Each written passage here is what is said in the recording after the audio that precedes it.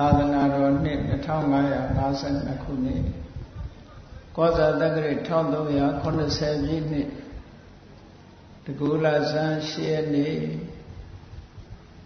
ရန်ကုန်တိုင်းချင်းမြနယ်မြို့နယ်ဦးကျယ်ဟိုလန်းမိသားစုတို့၏ပထမအကြိမ်ဆင်းရင်ကျင်းပပြုလုပ်အပ်သည့်ဓမ္မပူဇာဓမ္မသဘင်အခမ်းအနားဝယ်ဟောကြားအပ်သော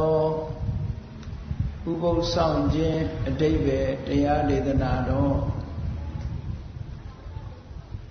ဒီကနေ့ညဓမ္မသဘင်အခမ်းအနားကိုရှင်ဘုန်းတော်သခင်ရှင်တော်မြတ်ဘုရား၏မဟာကရုဏာဂုဏ်ကိုအာရုံပြု၍တည်ကျူးဖွဲ့ဆိုအပ်သော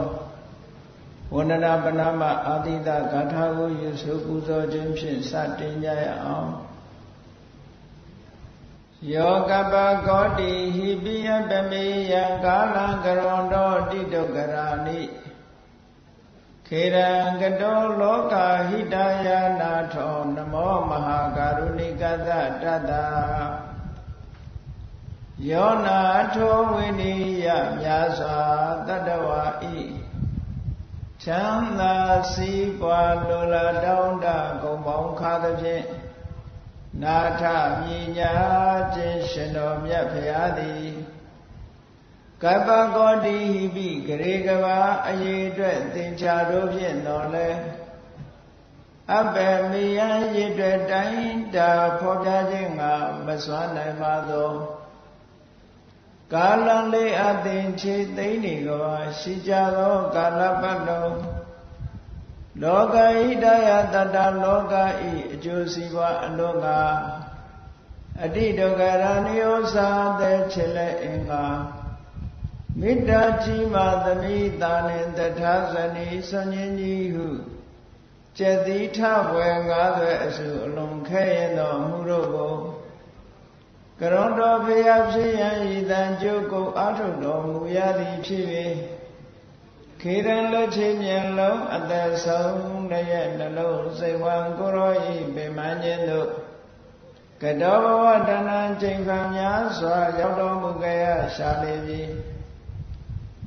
မဟာကရုဏီကတတတဝါများယဝေတာကဲ့သို့တနာချစ်ခင်မဟာကရုဏာရှင်ဖြစ်တော်မူသော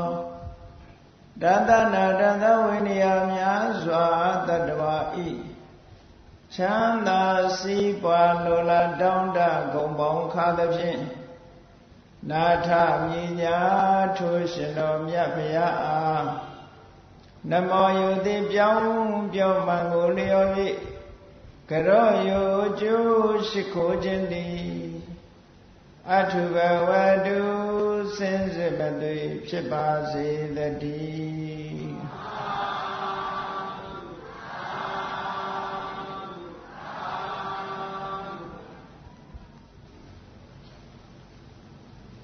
ဥပုသ်ဆောင်ခြင်း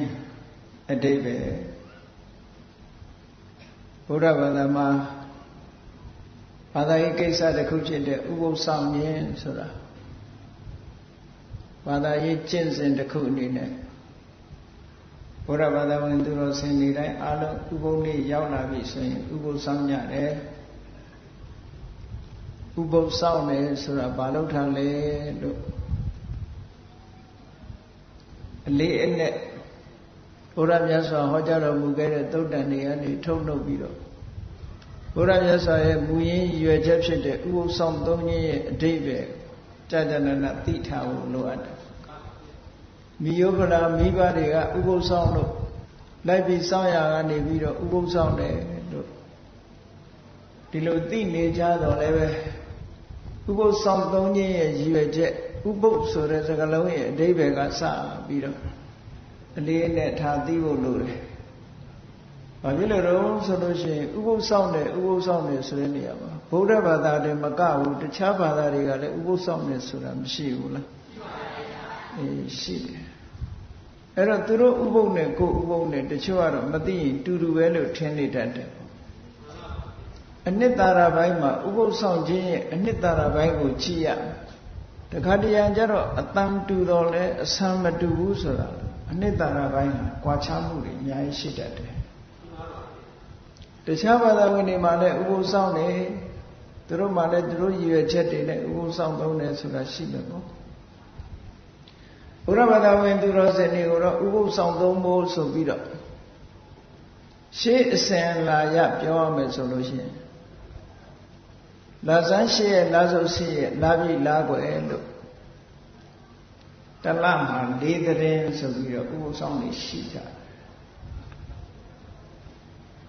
အဲ့ဒီတလ၄သတင်းဥပုသ်ဆောင်ရောမြမကဘူးပฏิစာဂရဥပုသ်ဆိုတာရှိသေးတယ်အကျိုးနဲ့အပူဆောင်တာဆိုပါစို့ဥပုသ်နေ့မရောက်ခင်တရက်ကကြိုပြီးတော့စောင့်တယ်ဥပုသ်ထွက်တရက်ကိုစောင့်တယ်ဆိုတော့အကျိုးအပူနဲ့တကွာဆိုတော့လာဇန်း9ရက်လာဇန်း10ရက်လာဇန်း9ရက်3ရက်လာပြီနေ့မှာဆိုလို့ရှိရင်လာပြီအဖိတ်နေ့လာပြီနေ့လာပြီကျော်1ရက်3ရက်ထို့တူပဲလာပြီကျော်10ရက်မှာလည်းပဲ3ရက်လာခွေနေ့မှာလည်း3ရက်ဆိုတလားမှာ14ရက်လောက်စောင့်တယ်ဥပုသ်နော်အဲ့ဒါလို့အကျိုးအပုံနဲ့တကွာစောင့်တာပฏิစာဂရဥပုသ်လို့ခေါ်တယ်ပေါ့ရှင်းသူတော်စင်တွေကအဲ့ဒါလို့ဥပုသ်ကိုစောင့်နေရှိကြတယ်မြန်မာနိုင်ငံမှာလည်းပဲရှေးပိုင်းခေတ်ကာလတွေမှာဆိုလို့ရှိရင်ဝါတွင်းကာလ3လလုံးလုံးဥပုသ်ဆောင်တယ်ဆိုတာမျိုးလည်းလုံးကြရှေးသူတော်စင်တွေဝါတွင်း3လမှာနေ့စဉ်နဲ့ညသီလဆောက်တည်ပြီးတော့ဥပုသ်ဆောင်ရတယ်ပါတိဟာရိယပက္ခဥပုသ်တို့ပါတိဟာရိယဥပုသ်တို့ပฏิစာဂရဥပုသ်တို့ဒီလိုဥပုသ်ရက်တွေဟာတာမန်ရက်မြတာမကဘဲနဲ့တိုးချဲ့ပြီးတော့ဥပုသ်သီလကိုစောင့်တည်ကြတယ်ဒါကရက်နဲ့ပတ်သက်ပြီးတော့ရှေ့ရဆောင်အနည်းဆုံးတော့တလ၄သတင်းဆိုတာဥပုသ်ဆောင်လေးရှိကြတယ်ဥပုသ်ဆောင်တာဆိုတာပုရုဇဉ်ပုဂ္ဂိုလ်တွေမှဥပုသ်ဆောင်တာမဟုတ်ဘူးမြတ်စွာဘုရားလက်ထက်တော်ခါကာလတုန်းကသောတပန်ဖြစ်တဲ့ဝိသခာကျောင်းမာကြီးတို့လို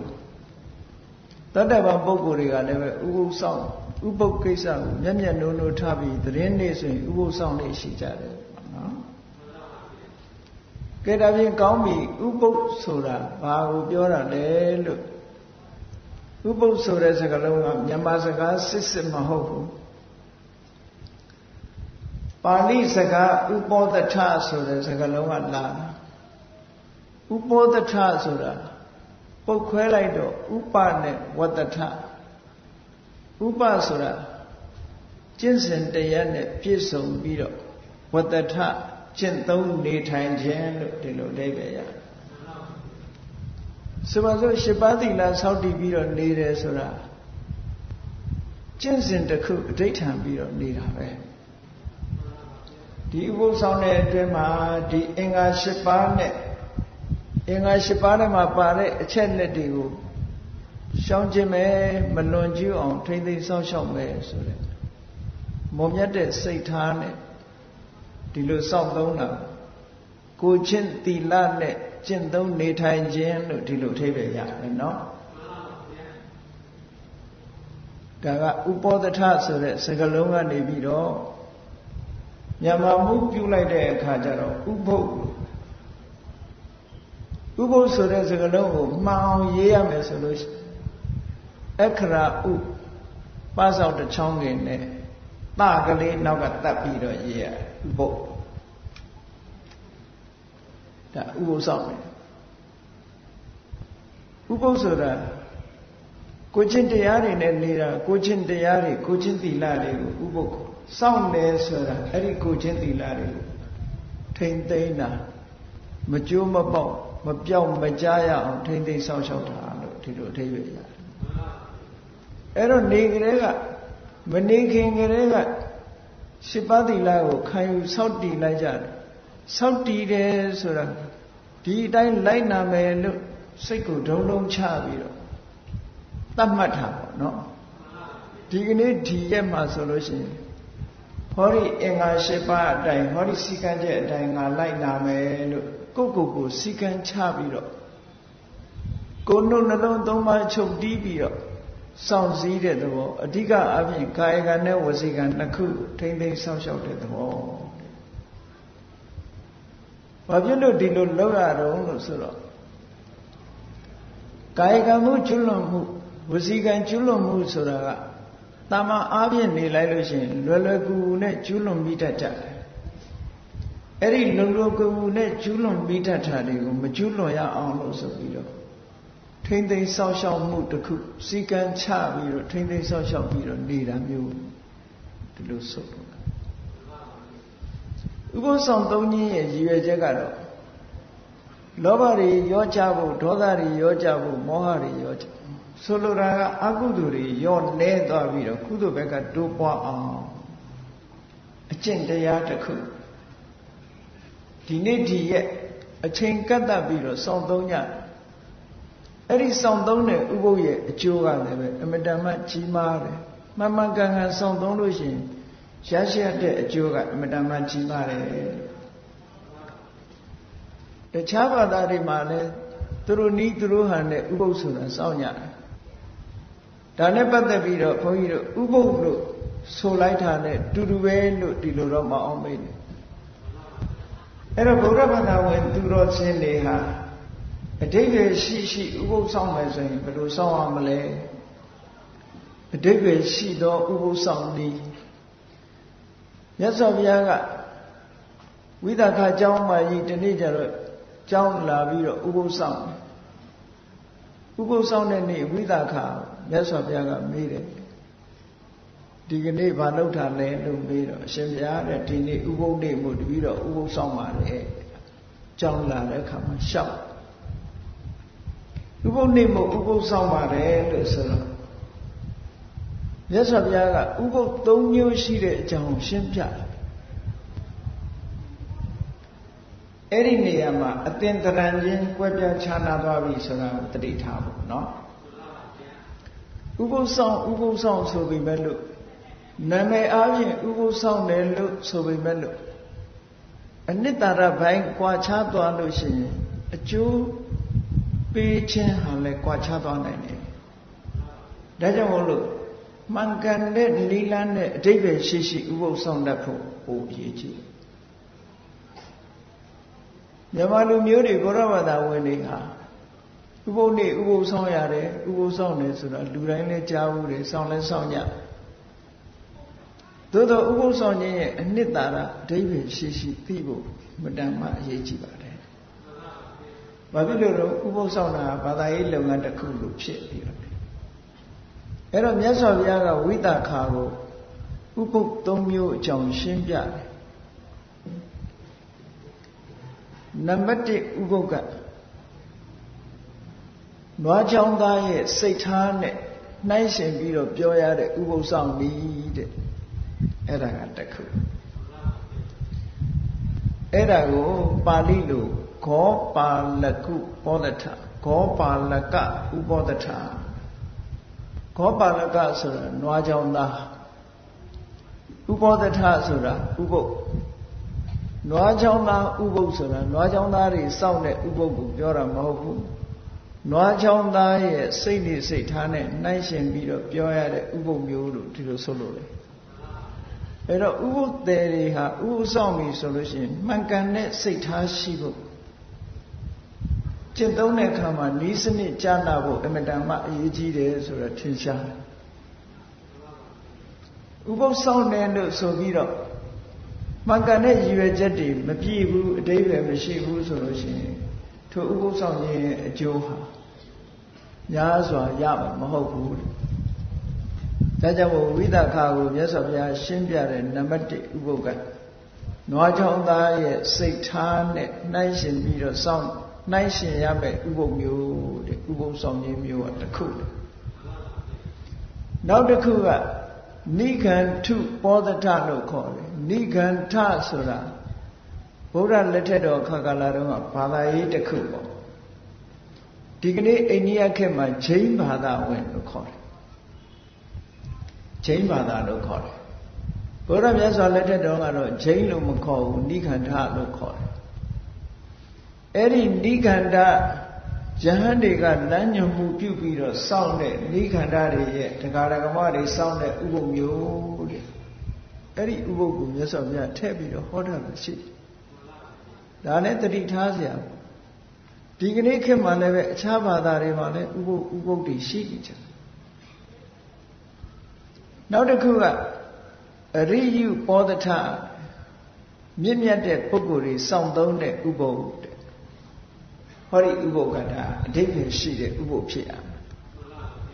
အဲ့တော့ဘာသာရေးလုပ်ငန်းတစ်ခုဟာစနစ်တကျနီလမှန်မှန်ကန်ကန်လုပ်တတ်မှအကျိုးရှိတယ်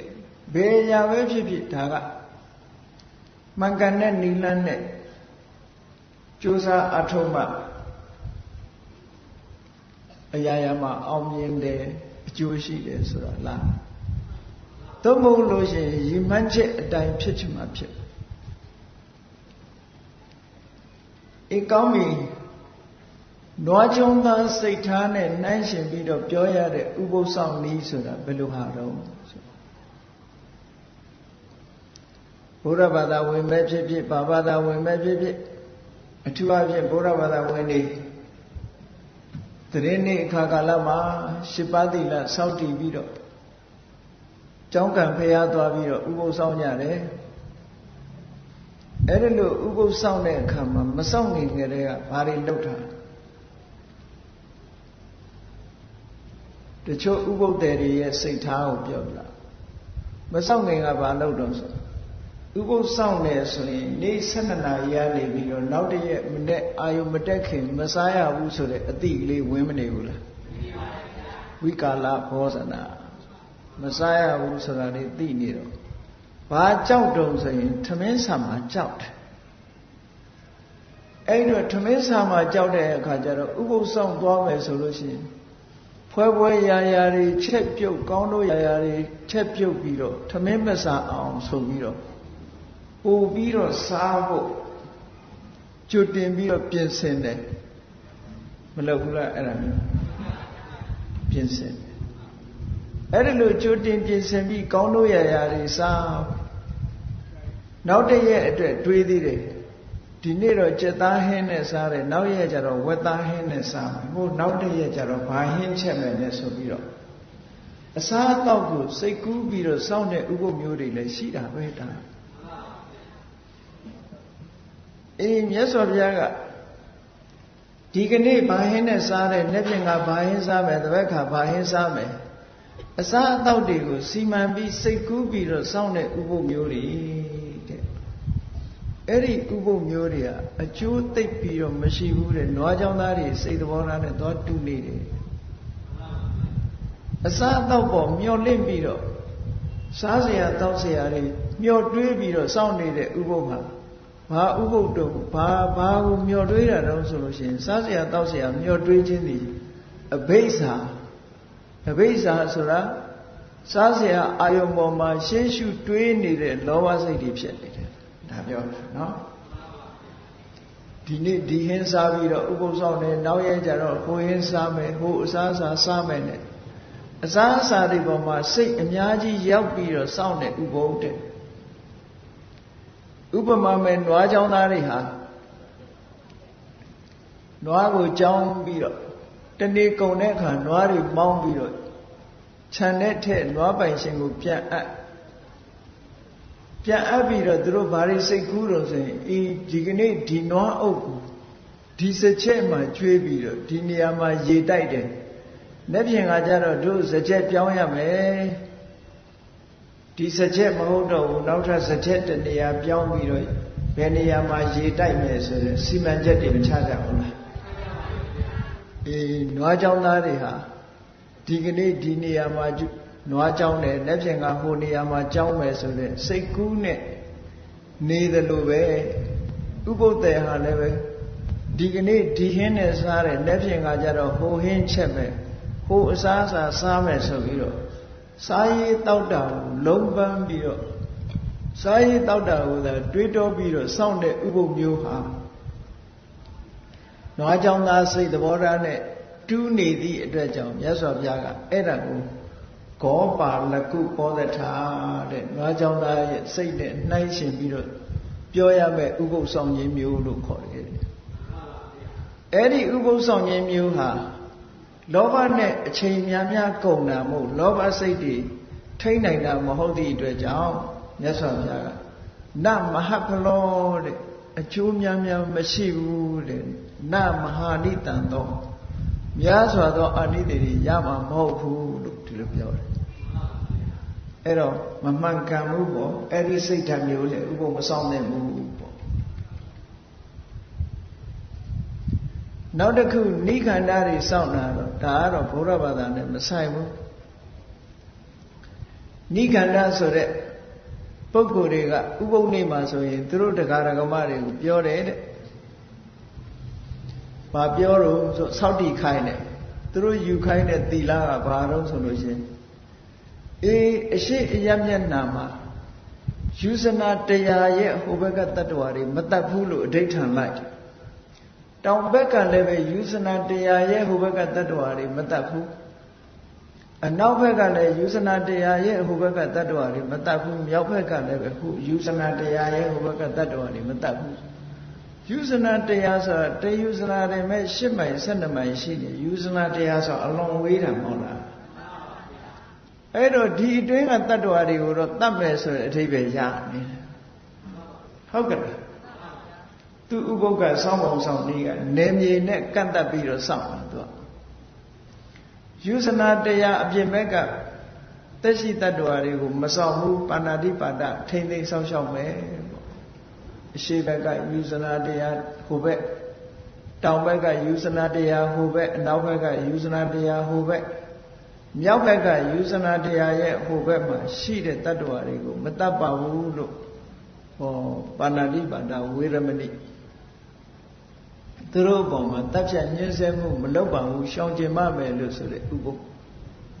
အဲ့ဒီဥပုပ်ကတော့တော်တော်လူပါဝါတဲ့ဥပုပ်ပဲเนาะဘာလို့လို့ဆိုလို့ရှိရင်တတ္တဝါတတ်ခြင်းဟိုဝေးကြီးထီအောင်ဘယ်သူကသွားတတ်နေမလို့အဲ့တော့အတွင်းသားကလက်လန်းမိတာတွေတော့တတ်လို့ရတယ်ဆိုတဲ့အဓိပ္ပာယ်ကရနေတယ်ပြီးတော့ဥပုပ်နေ့မှာဘာဆိုခိုင်းသေးတုံးလို့ဆိုတဲ့အခါကျတော့ငါဟာဘယ်သူနဲ့မှမပတ်သက်ဘူးဘယ်သူဟာမှမဟုတ်ဘူးတခြားလူဟာလည်းငါနဲ့မဆိုင်ဘူးငါရဲ့ဟာငါရဲ့ဆွေမျိုးမဟုတ်ဘူးလို့နှုတ်ကနေဆိုပြီးတော့စောင့်တည်ရတယ်တဲ့ဥပုသ်စောင့်တည်ရတယ်နော်နာဟံကွသနိကတ္တစီကိစ္စနတတ္တမိပါဠိလိုကြတာနာသမမကွသနိကိစ္စနတတ္ထိအဓိပ္ပာယ်ကတော့ငါဟာဘသူရဲ့မှချောင်းကြဆိုင်ရမဲ့လူမျိုးမဟုတ်ဘူးတခြားလူတယောက်ဟာလည်းငါရဲ့ချောင်းကြဆိုင်ရမဲ့လူမျိုးမဟုတ်ဘူးငါအမျိုးလည်းမဟုတ်ဘူးဘာမှမတော်ဘူးဆိုတဲ့ဒီအဓိဋ္ဌာန်ချက်ကိုဆိုရတယ်တဲ့အဲ့ဒီဥပုသ်ဆောင်တဲ့နေ့မှာဒါနိကန္ဓာတွေဆောင်တဲ့နေ့အဲ့တော့သူတို့စောင့်တဲ့ဟာနှစ်ချက်ရှိတယ်ယူဇနာတရားရဲ့ဟိုဘက်ကတတ္တဝါတွေကိုမတတ်ဘူးလို့ဆိုတော့တချို့တတ္တဝါတွေကိုတော့တတ်ခွင့်ရှိတယ်ဆိုတော့တနာရမဲ့တတ္တဝါကရှိတယ်မတနာရမဲ့တတ္တဝါရှိတယ်ဟောတတ်လို့ရတဲ့တတ္တဝါရှိတယ်တတ်လို့မရဘူးဆိုတဲ့တတ္တဝါရှိတယ်ဆိုတချို့တတ္တဝါတွေပေါ်မှာမေတ္တာကရုဏာထားပြီးတချို့တတ္တဝါတွေပေါ်မှာမေတ္တာကရုဏာမထားရမရောက်ပေဘူးလားရောက်သည့်အတွက်ကြောင့်သူတို့ဟာတတ္တဝါအချို့ပေါ်မှာမေတ္တာကရုဏာထားတယ်တတ္တဝါအချို့ပေါ်မှာမေတ္တာကရုဏာမထားဘူးလို့ဆိုကြတဲ့ကမမြမတတဲ့မေတ္တာစိတ်နဲ့စောင့်တဲ့ကုသိုလ်ဖြစ်နေပြန်တယ်မမြမတတဲ့စိတ်ဓာတ်နဲ့စောင့်နေဖြစ်နေလို့ရသော်ဘုရားကအကျိုးမရှိဘူးတဲ့အဲ့ဒီလိုစောင့်နေလို့နောက်တစ်ခုကငါကဘသူမှငါဟာဘသူရဲ့ဆွေမျိုးမှမဟုတ်ဘူးငါဟာဘယ်သူမှကြောင်းကြဆက်ရမယ်ပုဂ္ဂိုလ်မဟုတ်ဘူးလို့ဆိုခိုင်းတယ်တခြားလူတယောက်ဟာလည်းငါနဲ့ဘာမှမသက်ဆိုင်ဘူးငါရဲ့ဆွေမျိုးမဟုတ်ဘူးပစ္စည်းဥစ္စာတွေလည်းငါဟာမဟုတ်ဘူးလို့ကြေညာခိုင်းအဲ့ဒီလိုကြေညာပြီးနောက်တည့်ရက်ကျသူမိသားစုတွေအားလုံးကလည်းပဲငါဒီဘယ်သူနဲ့မှမပတ်သက်ဘူးလို့ပါဇက်ကသာဆိုတာသူ့အမေကအမေပဲအဖေကအဖေပဲသားသမီးကသားသမီးပဲမဖြစ်ဘူးလား မိဘတွေကလည်းပဲဒါငါတို့သားပဲဒီလိုပဲမသိဘူးလားအဲ့ဒါကိုအတင်းလိန်ခိုင်းရရောက်တယ်တဲ့မြတ်စွာဘုရားဘုဒ္ဓဝါဒကရှောင်ရမယ့်အစာဘုဒ္ဓဝါဒဆိုခိုင်းတာနဲ့တူးနေတယ်ငါဟာဘယ်သူနဲ့မှမပတ်သက်ဘူးဘယ်သူရဲ့ဆွေမျိုးမှမဟုတ်ဘူးဆိုတာကလိန်နာခြင်းတစ်မျိုးဖြစ်နေတယ်တဲ့ဘုဒ္ဓဝါဒကိုဆိုခိုင်းရရောက်တယ်နောက်တည့်ရဲ့ဥပုပ်ကထွက်တဲ့အခါကျတော့အိမ်မှာသူရှိတဲ့ပစ္စည်းတွေခုနကတော့ကြေညာထားတယ်ငါနဲ့ဆိုင်တဲ့ပစ္စည်းမရှိဘူးလို့ငါဟာမဟုတ်ဘူးလို့ကြေညာထားပြီမဲ့လို့မပြောမပြုနဲ့အဲ့ဒီကြေညာထားတဲ့ပစ္စည်းတွေကို तू ကယူသုံးတယ်ဒါသူပစ္စည်းကိုအယက်မှာတော့ဟုတ်ကဲ့အဲ့ဒါလို့ယူသုံးတယ်ဆိုလို့ရှိရင်ဘာဖြစ်တုံအဒိဏဒါနမဖြစ်ဘူးလား तू ကြေညာထားတာငါဟာမဟုတ်ဘူးလို့ तू ကကြေညာထားတာအဲ့တော့ကြေညာထားတဲ့ပစ္စည်းကို तू ကနောက်တည့်ရက်မှာဘယ်သူမှမပြောဘဲနဲ့ယူပြီးတော့သုံးလို့ရှိရင်အဒိဏဒါနဖြစ်တယ်တဲ့ဟောလိန်နာမှုဘုဒ္ဓဝါဒလည်းဖြစ်တယ်မပေးတဲ့ပစ္စည်းကိုသုံးတာဖြစ်သောကြောင့်အရိဏဒါနလည်းဖြစ်တယ်ဒါတွေကရှောင်ကျဉ်ရမယ့်အစားဒီအတိုင်းကျွလွန်မိရတာဖြစ်နေသည့်အတွက်ကြောင့်နိခန္ဓာတွေစောင့်တဲ့ဥပုပ်ဟာရည်စရာလည်းကောင်းတယ်အကျိုးလည်းမရှိဘူးလို့မြတ်စွာဘုရားကဒီလိုဟောတယ်နော်အဲ့တော့လောကမှာဘာသာတရားတွေကဒီလိုပဲဥပုပ်ကိုအမျိုးမျိုးစောင့်ကြတယ်အမျိုးမျိုးစောင့်ကြတယ်ဥပုပ်နေ့တတ်မှတ်ပုံချင်းကလည်းတဦးနဲ့တဦးမတူဘူးဥပုပ်စောင့်တာချင်းလည်းမတူဘူးဘုရားမြတ်စွာရဲ့အရိယဥပောဒထလို့ခေါ်တဲ့သူတော်စင်တွေစောင့်သုံးတဲ့ဥပုပ်ကတော့အဲ့ဒါမျိုးမဟုတ်ဘူးတဲ့ဘယ်လိုဟာတော့ဆိုရင်ညှဉ်းနွမ်းနေတဲ့စိတ်ကိုဖြူစင်အောင်ကြိုးစားမှုပဲဥပုပ်ဆောင်ရင်ညှဉ်းနွမ်းနေတဲ့စိတ်တွေကိုဖြူစင်အောင်ကြိုးစားပေးဖို့လိုအပ်တယ်ဖြူစင်အောင်ကြိုးစားရမယ်ဥပုပ်ဆောင်နေအဲ့တော့အရိဥပောဒထဆိုတဲ့နေရာမှာစိတ်ကိုဖြူစင်အောင်လုပ်ရ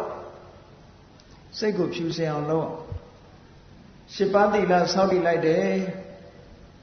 ပါဏာတိပါဒဝေရမဏိသိက္ခာပဒသမာဓိယ7ပါးသီလဆောက်တည်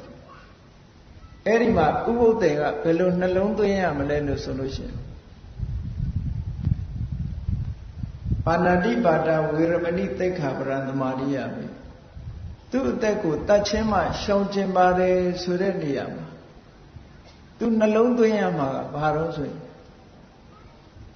လောကမှာရှိတဲ့သူတော်စင်တွေယဟန္တာပုဂ္ဂိုလ်တွေဆိုတာ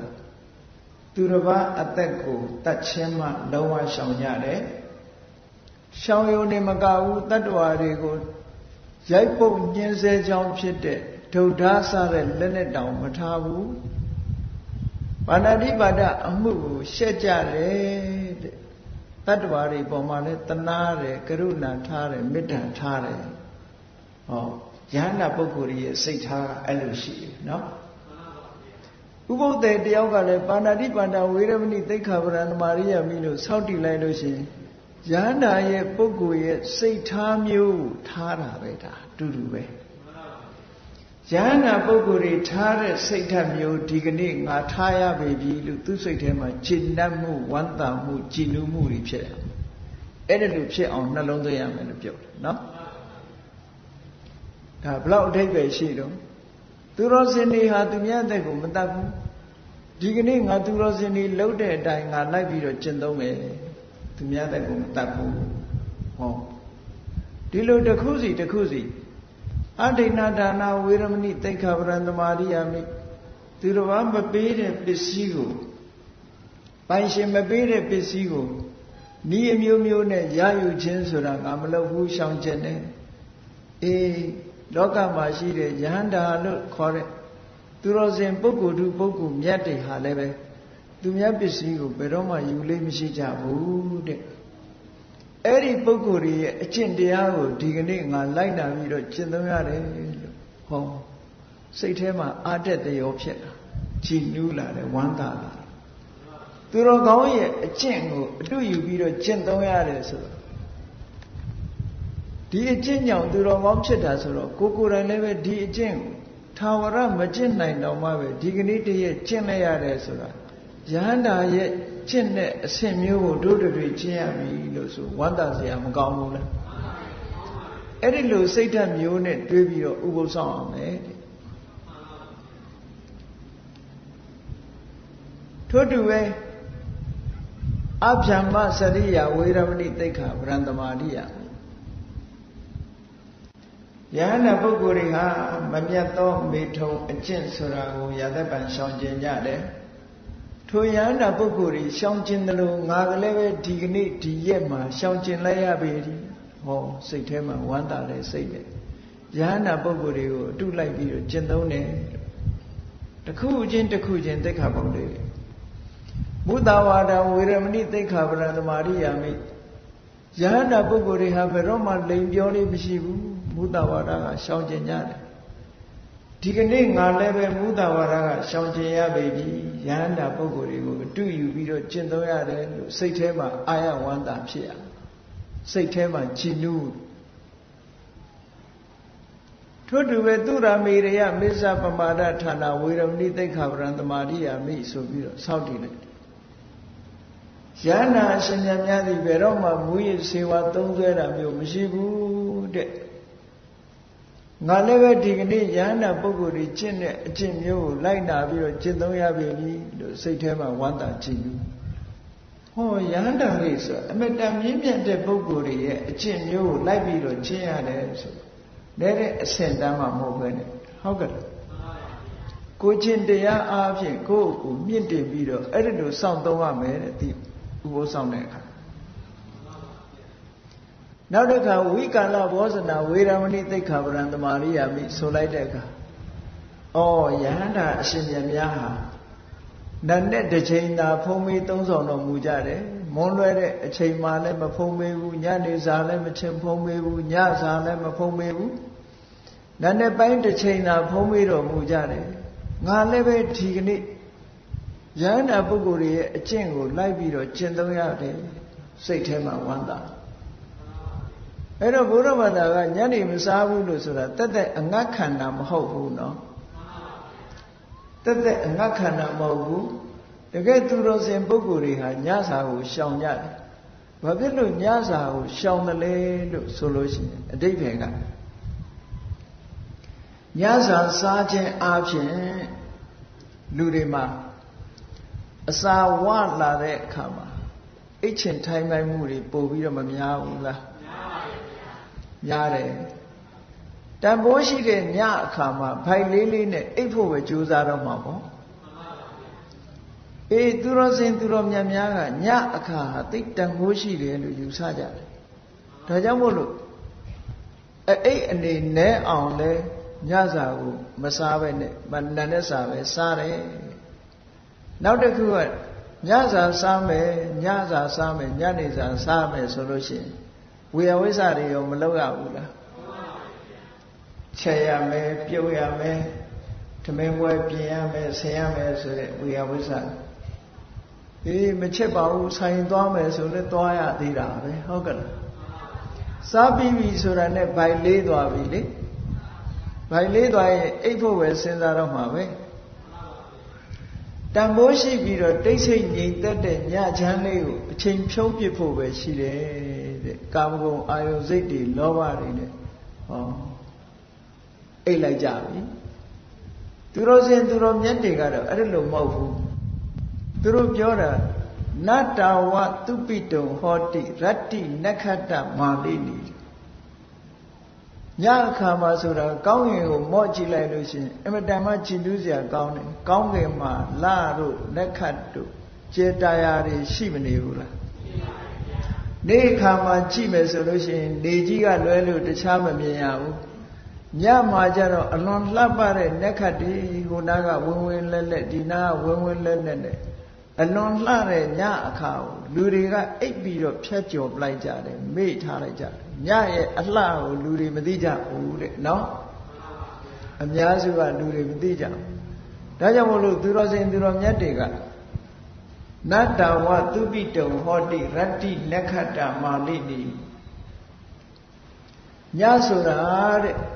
Neka pandi ne sandeje alon lare nya akasura Eipo mohofu Pati sekitu mewita Nyasura Koye kukuku tindi social biro Akudo diari kin ang Kilitari yari ga lumya ang Juzabo kaune a change pare Babilo soro Nyasuro Yadi Uruale Echane Nilu Mabu Imiare Ni Kamado Ludani Netani Sunyani Ramashu Nyaka Soro take say there Hogala They say Yate Biro Echan be Tamoshi a change to cool 8 Biro Church of Jelida Asasata Luz Tajamodo Nyago Messiah Usana Wikara was an as Tamoshi de Nyaye Tamboshi on Nina on she read that case at the cool, no? Tajamodo or Yahana Bogori and Yakam Those on him Meshija Monday chamber, those on him Meshija Malaga Tigadi Yana Bogori agenda Lina Chelama baby sweet him one that she do be sound. On Nisa guitar Sura never chilla Nisa Sura Kokora in Kare Tumyao Kapiare Tumya Kara would cheat Tariga Sena Chilla solution that the pure over mola Go out Kapiara Leve Ko Kara would Tumyari the war jazz agent Tumya Kara would GB or let go out the war jazz agent Hari Pita Lovary Pita no Kita solution Koa Tana Tanine the Chin so piare Tomo Tumya so hard the Chin would not on it Daleve Ayo Yada Kanzare Lovary Pita no Wadita Koran Dire Duriare or Koran Dire Tomo Tumya Tira or Nata Nisa Gita Warita Vituka Tadana Tayaramaye Sanjibe Tadana Roye Sanjibe Tadana Roye Sanjibe Sura Parose Yasavya Agudu Sura Mapisi Ne Kudu Pian Losoro Agudu Mapisi Ne Sura Yasavya Soma Nema Sanjimula Era Jamolo Vituka Tadana Lubjola no The Chua Poja de Lua Biodi Chita Bhavana Majita Gatana Sofio Nidro through Bhavana Chia Chide to do jump and beat of your and what she did no Todo Chide so below say chit there so that go this somewhere Era de Machiu Luya Sego do we may more see that Yari with Chishu Jin Nataunie Darigani shouting like this, oh, Yana Boguri shouting that I whatever Tigani Tambushi de Chingo, Tambushi, Gaune Yari, a Chingo Mo Josiah, say to him how to do. Twidos in Yame. Now the crew of Malaka now we live in that Darana Mandana we would not Tana. Chi Pampane Sura. Go last second. Tomo Dumia, Nilotion, let go, damn it on load. Go let damn it see it, to the Bago, go let damn it on load, to the Bago, let damn it see it. Nanari, Lincha, I did a job. Go let a number of my jack there, Dumiaga and Naya 11 Nova Chissy. Make a do Poundaro, Lane, Kamane, go. Taya Biro Lova Pisire, Turabaga Mine Lova Pisire, so G. Tarile Agudu Pisire, a Yare Jibamona. Naman Nesima, Mashana Melu, who sounded name, Dari who pays up like this, so that Debene Malagana, Willibana, Tarana, Mandana, Wibudana, Tana, Wiramani, so Biro. Oh, Jahanda Pogoria, Yadepa, Mimiku. La Bao Daza Sena Malovu, Duravali, Dame on Malovu. ပုံမှန်တိုင်းကိုတန်တန်ပြန့်ပြန့်ကလေးနေတာပဲရှိတယ်တမင်လှုပ်တာမျိုးမလှုပ်ဘူးလူဆိုတာတန်တန်ပြန့်ပြန့်တော့နေရတာပေါ့ရေမိုးချိုးပြီးတော့တန်တန်ပြန့်ပြန့်နေရမယ်တန်တန်ပြန့်ပြန့်နေတာတဲ့ပိုသွားပြီဆိုလို့ရှိရင်တတ်မဲ့အောင်လှုပ်တာပဲဟုတ်ကဲ့တန်တန်ပြန့်ပြန့်နေုံအနန္တပြောင်းယုံလှုပ်တာဒါကတော့လှုပ်တဲ့ကိစ္စတစ်ခုပဲဘာဖြစ်လို့တော့ဆိုလို့ရှိရင်လူရဲ့ခန္ဓာကိုယ်ကမတင့်တယ်ယွန်းစပွဲဖြစ်တဲ့အရာဖြစ်တယ်အဲ့ဒီမတင့်မတဲ့ယွန်းစပွဲဖြစ်တဲ့အရာကိုပျောက်ယုံမြရေမိုးချိုးတယ်ဒီလိုလုပ်တယ်တန်တန်ပြန့်ပြန့်နေတယ်ဒါကရိုးရလုပ်တာအဲ့ဒီတန်ပြန့်မှုတွေပို့ပြီးတော့လှအောင်ပြင်တာတို့ကြတော့ဟောလောဘပါလာပြီပေါ့လောဘပါလာပြီသဝိရာဂလို့ခေါ်တဲ့အရေးပေါ်မှာတတ်မဲ့တဲ့စိတ်တွေအစင်းတရံပေါ်မှာတတ်မဲ့တဲ့စိတ်တွေအလှပြင်းတဲ့ပေါ်မှာတတ်မဲ့တဲ့စိတ်တွေအဲ့ဒီစိတ်တွေနဲ့နှုတ်တာဖြစ်တော့လောဘတွေတိုးပွားပြီးတော့မလာဘူးလားမိမိကိုယ်တိုင်လည်းလောဘတွေတိုးပွားလာတယ်သူတစ်ပါးကိုလည်းပဲလောဘတွေတိုးပွားစေတယ်ဆိုတော့ကုသိုလ်တွေတိုးတာလားအကုသိုလ်တွေတိုးတာလားအကုသိုလ်တိုးတဲ့အလုပ်ဆိုလို့ရှိရင်မကောင်းတဲ့အလုပ်လို့ဒီလိုသတ်မှတ်ရ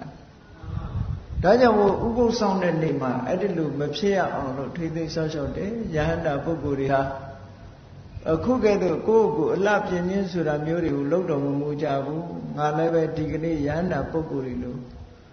လိုက်နာကျင့်သုံးရပြီလို့စိတ်ထဲမှာဝမ်းမြောက်ကြည်နူးမှုနဲ့နေရမယ်ဒီလိုဆိုလို့ဒီနောက်တစ်ခုကဥစ္စာတေယနာမဟာတေယနာဆိုခန္ဓာကြီးကျယ်တဲ့နေရာကြီးတွေပေါ့ခန္ဓာကြီးကျယ်တဲ့နေရာဥစ္စာတေယနာဆိုတာ2000တော်တဲ့မြင့်ပြီးတော့ကိန်းခန်းကြီးတဲ့နေရာကြီးတွေအမြင့်ကြီးတွေမှာအိဋ္ဌာမျိုးမဟာတေယနာဆိုအမတန်ထူးခြားတဲ့နေရာကြီးတွေမှာအိဋ္ဌာမျိုးဒါကဇိမ်ခံပြီးတော့အိတ်တဲ့အိယာတွေကိုရည်ညွှန်းပြီးတော့ပြောတာနော်ဇိမ်ခံပြီးတော့အိတ်တဲ့အိယာတွေမှမအိတ်ဘူးတဲ့အဲ့ဒါမျိုးကိုမသုံးမဲ့နဲ့မြင့်သောနေရာမြတ်သောနေရာလို့ဆိုတဲ့ကိန်းခန်းကြီးတဲ့ဟာတွေမလုပ်ဘဲနဲ့ symbol light ပေါ့ရိုးရိုးကလေးအိတ်ဖို့အိတ်ဆက်တဲ့နေရာလေးလို့အဲ့တော့ရိုးရိုးလေးအိတ်တယ်ဆိုတာတက်တောင့်တက်တာအိတ်ဖို့မပြင်းသင့်ဘူးလို့ဒီလိုပြောတာမဟုတ်ဘူးတချို့ကအိပ်ရာကိုတည်တည်ချာချာခမ်းနားအောင်ပြင်ပြီးတော့ထားတာရှိသေးတယ်လေတည်တည်ချာချာကိုခန်းခန်းနာနာဆိုဖာကြီးတွေနဲ့အလှပြင်ပြီးတော့အိပ်ကြတာရှိသေးတာကိုအဲ့ဒါလို့အလှပြင်ပြီးတော့ခန်းခန်းနာနာကြီးအမတန်မြင့်ပြီးတော့တကယ်မင်းဆိုးရာဇာတွေတတိတထေးတကြွယ်တွေသုံးတဲ့အသုံးမျိုးတွေနဲ့သုံးပြီးတော့ကိန်းခန်းကြီးတဲ့နေရာမျိုးမနေပါဘူးရိုးရိုးလေးပဲနေပါမယ်လို့ဟောဥစ္စာတေနမဟာတေနယန္တာပုဂ္ဂိုလ်တွေဟာဒီတိုင်းကျင့်သုံးရတယ်ကြည်လေမြတ်စွာဘုရားသခင်ကိုရောမြတ်ဟာမင်းသားဘဝတုန်းကအဲ့ဒီလိုကိန်းခန်းရှိတဲ့အမတန်မြင့်တဲ့နေရာတွေမြတ်တဲ့နေရာတွေကောင်းတဲ့နေရာတွေမှာနေလာပြီပဲလို့တောထွက်ပြီးတော့တရားကျင့်တဲ့အခါကျတော့သစ်ပင်အောက်ဒီတိုင်းထိုင်တာမဟုတ်လားအိတ်ဆရာရှိလေသစ်ပင်အောက်မှာပဲဒီတိုင်းပဲလေဖျားဖြစ်တော်မူတဲ့အခါတောင်မှကြည်ပါလားသုတ်တိယဆိုတဲ့ပုံနာကလှူလိုက်တဲ့မျက်ရှိစုပ်ကိုဖြန့်ခင်းပြီးတော့ထိုင်တာလေမျက်ခင်းလေးပေါ်ထိုင်တော့မျက်ခင်းလေးဆိုတော့အလွန်အေးတာအဲ့ဒီမျက်ခင်းလေးပေါ်တွေရာဒီကဆုံလာကြီးဆိုတော့မျက်ခင်းလေးပေါ်ထိုင်လိုက်ရရင်မျက်စိမ့်စိမ့်လေးပေါ်မှာအမတန်အေးအဲ့ဒီပုံမှာတင်းမြင်ခွေးထိုင်ပြီးတော့မြတ်စွာဘုရားရဲ့အလောင်းတော်မှာတရားဓမ္မရှုရင်းကနေဘုရားဖြစ်သူရောက်သွားတာလေအဲ့တော့ကိန်းခန်းကြီးတဲ့နေရာတွေမှာမဟုတ်ဘူးအဲ့ဒီလိုရိုးရိုးလေးနဲ့ကျင့်ကြံကြုတ်ကိုနေသွားတဲ့အနေအထိုင်မျိုးဟာယဟန္တာပုဂ္ဂိုလ်တွေကျင့်သုံးတဲ့နေရာမျိုးဖြစ်တယ်ဒါကြောင့်မို့ငါလည်းပဲဒီကနေ့အဲ့ယဟန္တာပုဂ္ဂိုလ်တွေကျင့်သုံးတယ်လို့လိုက်တာကျင့်သုံးရပြီလို့စိတ်ထဲမှာဝမ်းသာကြည်နူးမှုဖြစ်ရမယ်လို့ဒီလိုဆိုတာနော်အဲ့ဒါလို့၈ပါးသီလကိုတစ်ခုစီတစ်ခုစီစောင့်တည်ပြီးတော့ကျင့်သုံးခြင်းစိတ်ထဲကဒီအတွေးလေးတွေနဲ့မှန်ကန်တဲ့အမြင်ကလေးတွေနဲ့စောင့်သုံးတဲ့ဥပုသ်ဟာအလွန်အကျိုးကျေးဇူးများတဲ့ဥပုသ်လို့ဒီလိုပြောတယ် နောက်အဓိကအဖြစ်ဥပုသ်ဆောင်နေတဲ့ပုဂ္ဂိုလ်တယောက်ဟာစိတ်ရဲ့အညစ်အကြေးတွေမဖြစ်အောင်ဥပုသ်ဆောင်တာကတော့ကြည့်အဓိကစိတ်အညစ်အကြေးတွေမဖြစ်အောင်လုပ်တာဆိုပေမဲ့ကာယကံမှုနဲ့ဝစီကံမှုမကျွလွန်အောင်ထိမ့်သိမ့်ထားတာအဲ့ဒီအဓိကအဖြစ်စိတ်ကိုမထိမ့်သေးဘူးအဲ့ဒါကြောင့်မလို့စိတ်ကိုထိမ့်နိုင်အောင်ဥပုသ်ဆောင်တဲ့ပုဂ္ဂိုလ်ဟာဘာအာယုန်နဲ့နေရမလဲဘာအာယုန်နဲ့နေရမလဲဆိုရင်မြင့်မြတ်တဲ့ပုဂ္ဂိုလ်တွေကနံပါတ်1ဗျံမှုပောဒထမြင့်မြတ်တဲ့ပုဂ္ဂိုလ်နဲ့နေနိုင်အောင်ကြိုးစားတဲ့မြင့်မြတ်တဲ့ပုဂ္ဂိုလ်ဆိုတာဘယ်သူပြောတာလဲဆိုဖရာဥပုသ်ဆောင်တဲ့ဥပုသ်တယ်တယောက်ဟာဖရာကုံတော်ကိုနှလုံးသွင်းပြီးတော့နေရမယ်နှလုံးသွင်းတယ်ဆိုတာဖရာကုံကိုအာယုံပြုပြီးတော့သူတဏ္ဍာမှာဖြစ်မဲ့လောဘတွေဒေါသတွေမောဟတွေကိုဖယ်ရှားပစ်တာစိတ်ရဲ့အညစ်အကြေးတွေမိမိရဲ့တဏ္ဍာမှာမဖြစ်အောင်ဆေးကြောပစ်တာဘာနဲ့ဆေးကြောပစ်ဖရာကုံတော်နဲ့ဆေးကြောပစ်တယ်တဲ့နော်ခုခေတ်မှာတော့ဂုံတော်ပရိစိတ်တယ်ဆိုပြီးတော့စိတ်ကြတယ်ဂုံတော်ပရိစိတ်တဲ့အခါမှာဂုံတော်ပေါ်စိတ်မရောက်ဘဲနဲ့ပฏิပတ်အရေးအတွက်ပေါ်မှာစိတ်ရောက်နေလို့ရှိရင်အနှစ်သာရအဖြစ်တော့နည်းနည်းရောနေမှုရှိမှာပဲနော်ပฏิပေါ်စိတ်ရောက်ရမှာမဟုတ်ဘူးအဓိကကတော့ဂုံတော်ပေါ်ကိုစိတ်ရောက်ရမှာဖရာဂုံတော်တွေကိုတစ်ခုစီမိမိတတ်သိနားလည်သလိုဂုံတော်တွေပေါ်မှာစိတ်ရောက်ပြီးတော့နှလုံးသွင်းဆင်ခြင်ပြီးတော့ဥပုသ်ဆောင်လိုက်ရမယ်အဲ့ဒါလိုဥပုသ်ဆောင်လိုက်လို့ရှိရင်လူရဲ့စိတ်ထဲမှာအညစ်အကြေးတွေဂုံတော်ကိုအာယုံပြုခြင်းအပြင်ဆေးကြောတန့်စင်လိုက်တာဘုရားကုံကိုအာယုံပြုပြီးတော့ချီနူးတဲ့စိတ်တွေပေါ်လာတယ်ဝမ်းသာတယ်ပီတိတွေဖြစ်တယ်အဲ့ဒီပီတိကိုဝိပဿနာရှုလိုက်မယ်ဆိုရင်တမက်တဖို့ရသွားနိုင်သေးတယ်အဲ့ဒါလိုတမက်တဖို့ရသွားတဲ့ပုဂ္ဂိုလ်တွေလည်းများများစွာရှိတယ်အဲ့တော့ဥပုသ်ဆောင်ရင်းကနေပြီးတော့မြတ်စွာဘုရားဂုံကိုအာယုံပြုပြီးတော့နေမယ်ဆိုလို့ရှိရင်အဲ့ဒီဥပုသ်ကိုဗျံမှုပောဒထတဲ့မြင့်မြတ်တဲ့ပုဂ္ဂိုလ်နဲ့အတူနေပြီးတော့စောင့်သုံးတဲ့ဥပုသ်တဲ့ဒီလိုဖြစ်ဖို့လိုတယ်နော်နောက်တစ်ခုကြတော့ဘုရားဂုံကိုအာယုံတော့မပြုဘူးဘာကိုအာယုံပြုတော့ဆိုလို့ရှိရင်မြတ်စွာဘုရားဟောကြားထားတဲ့မိမိသိတဲ့တရားတွေသို့မဟုတ်တရားရဲ့ဂုံကြီးတွေကိုဆင်ခြင်စဉ်းစားပြီးတော့နေတယ်တရားရဲ့ဂုံကြီးတွေမြတ်စွာဘုရားဟောတဲ့တရားဟာတကယ်မှန်ကန်တဲ့တရားပဲအမှန်တိုင်းဟောတာဖြစ်တယ်သက်ခါတမှန်ကန်ဟောတဲ့တရားဖြစ်လို့ဘုရားဟောတဲ့တရားဟာကြားနာလိုက်ရုံပဲအပူစင်တယ်ကျင့်လိုက်လို့ရှိရင်လည်းချမ်းသာတယ်ကျင့်ပြီးလို့ရှိရင်လည်းပဲနိဗ္ဗာန်ထိအောင်ကောင်းကျိုးချမ်းသာတွေပေးနိုင်တယ်လို့ဟောနာယုံနဲ့ပဲအပူပန်မှုတွေကင်းသွားတယ်ဒီတရားမျိုးကိုမြတ်စွာဘုရားဟောတယ်လို့ဓမ္မရဲ့ဂုဏ်ရည်တွေကိုသက်ခါတတို့တန်ဋိဋ္ဌိကတို့အကာလိကမိမိနားတယ်လို့ဆင်ခြင်ပြီးတော့စဉ်းစားပြီးဥပုသ်ဆောင်မယ်ဆိုလို့ရှိရင်ဒီပုဂ္ဂိုလ်ရဲ့စိတ်တွေဟာတရားနဲ့အတူရှိနေသည့်အတွက်ကြောင့်တရားဂုဏ်ကိုအာယုပြုရင်တရားဂုဏ်နဲ့မကောင်းတဲ့စိတ်တွေကိုဆေးကြောပြစ်ရမရောက်ပေဘူးလားအဲ့ဒါလို့ဆေးကြောပြစ်လိုက်လို့စိတ်ဓာတ်ကလေးဖြူစင်ကြည်နူးပြီးတော့ဝမ်းသာကြည်နူးတဲ့စိတ်တွေဖြစ်လာတယ်တဲ့အဲ့ဒီဝမ်းသာကြည်နူးတဲ့စိတ်ကလေးတွေနဲ့နေလို့ရှိရင်ဓမ္မုပောဒထတရားဂုဏ်ကိုအာယုပြုပြီးတော့နေတာစောင့်သုံးတဲ့ဥပုသ်လို့ဒီလိုခေါ်တယ်ထို့တူပဲတန်ဃာတွေရဲ့အရိယာတန်ဃာတွေရဲ့ဂုဏ်တွေအရိယာတန်ဃာတွေဆိုတာသုပ္ပတိပန္နောမှန်ကန်တဲ့အကျင့်တွေကျင့်တယ်ဥဇုပတိပန္နောဖြောင့်မတ်စွာကျင့်တယ်ညာယပတိပန္နောနိဗ္ဗာန်လမ်းကြောင်းပေါ်ရောက်တဲ့အကျင့်မျိုးကျင့်တယ်တာပိစိပတိပန္နောမှန်ကန်တဲ့အကျင့်တွေကျင့်တယ်လို့ဟောဒီလိုကျင့်ကြံကြုတ်ကိုအထောက်မှုအပိုင်းကဆင်ခြင်စဉ်းစားတာအာဟုနေရောပါဟုနေရောအဲ့ဒီအကျင့်တွေကိုအောင်မြင်မြင်ကျင့်ထားသည့်ပုဂ္ဂိုလ်ဖြစ်သည့်အတွက်ကြောင့်အာဟုနေရအဝေးကယူလာတဲ့ပစ္စည်းတွေနဲ့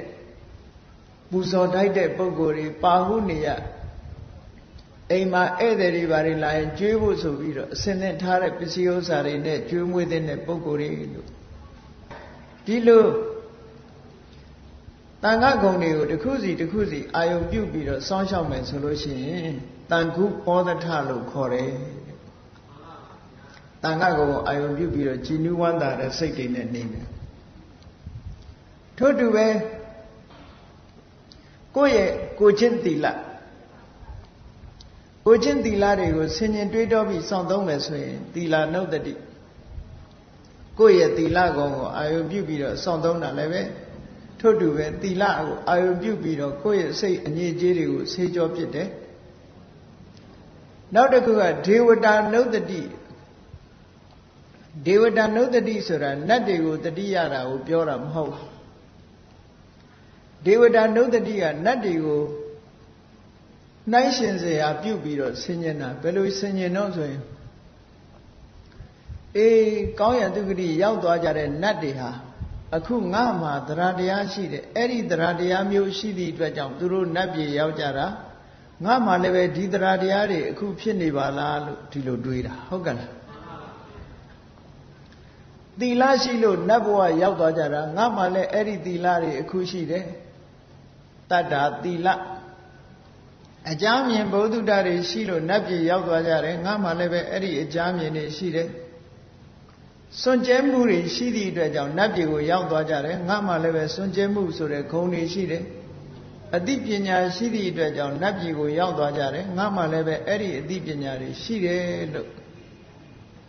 နတ်တွေရဲ့ဂုဏ်အကြီးတွေကိုစဉ်းစားပြီးတော့ကိုယ်မှရှိတဲ့ဂုဏ်တွေနဲ့နှိုင်းယှဉ်ပြီးတော့ကြည်နူးဝမ်းသာတဲ့စိတ်ကလေးဖြစ်တယ်ဟုတ်ကဲ့လားအဲ့ဒါလို့ကြည်နူးဝမ်းသာတဲ့စိတ်ကလေးနဲ့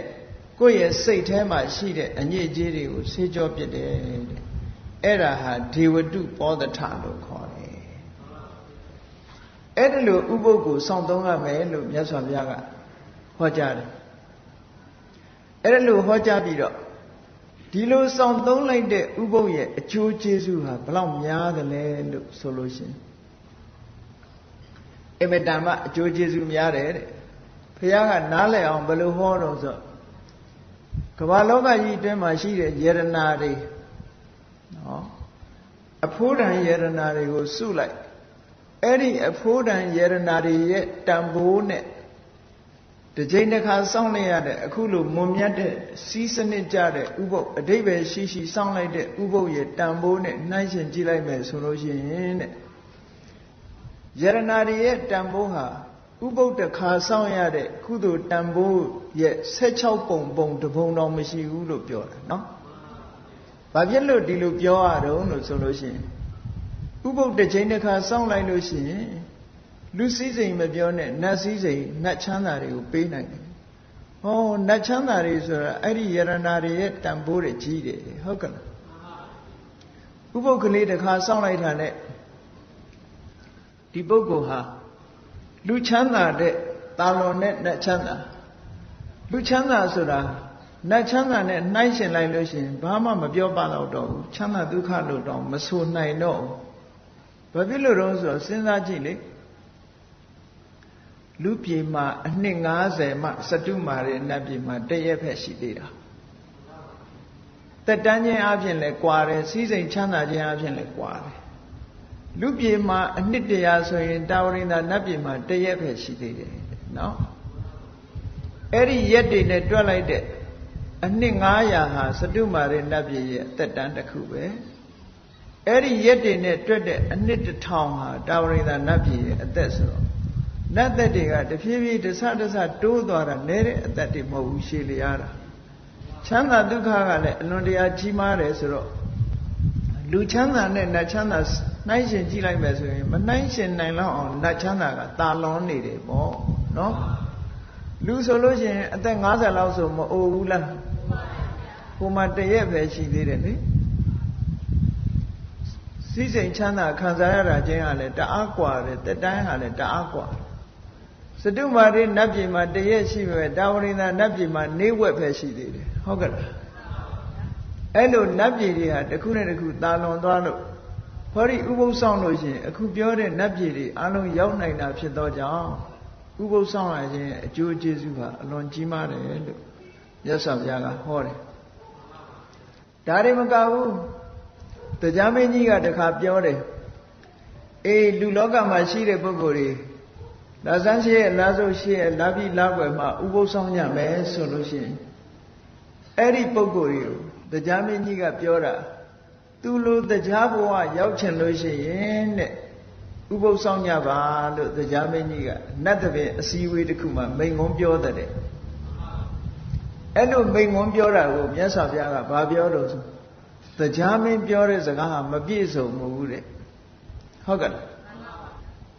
သူပြောတာကငါလိုတရားဖြစ်ချင်လို့ရှိရင်ဥပုသ်ဆောင်လို့ဆိုသူပြောတဲ့စကားမပြည့်စုံဘူးတဲ့တကယ်ပြောရမှာကတော့ယဟန္တာပုဂ္ဂိုလ်ကငါလိုယဟန္တာဖြစ်ချင်ရင်ဥပုသ်ဆောင်လို့ပြောရမယ်တဲ့ဟောဒါကြောင့်မို့လို့ဥပုသ်ဆောင်တယ်ဆိုတာနဲတဲ့ကုသိုလ်မဟုတ်ဘူးတဲ့ယဟန္တာပုဂ္ဂိုလ်ကသာလေငါလိုယဟန္တာဖြစ်ချင်တဲ့ပုဂ္ဂိုလ်တွေဥပုသ်ဆောင်ကြပါလို့ဟောအဓိပ္ပာယ်ရှိလာတဲ့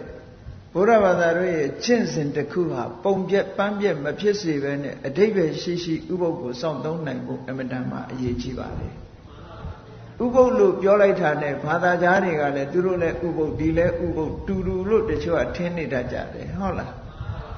အနိတ္တရဘိုင်းမှာအလွန်ကွာခြားတယ်ဆိုတာအလုံးသဘောပေါက်နားလည်ပြီးဘုရားမြတ်စွာဟောကြားတော်မူခဲ့တဲ့တကယ်စစ်မှန်တဲ့အရိယုဘောဓထလို့ခေါ်တဲ့သူတော်စင်သူတော်မြတ်တို့စောင့်သုံးတဲ့ဥပုသ်ကိုကိုယ်စီကိုယ်ငှချင်းကြံကြိုးကိုအားထုတ်စောင့်သုံးနိုင်ကြပါစေကုန်သတည်း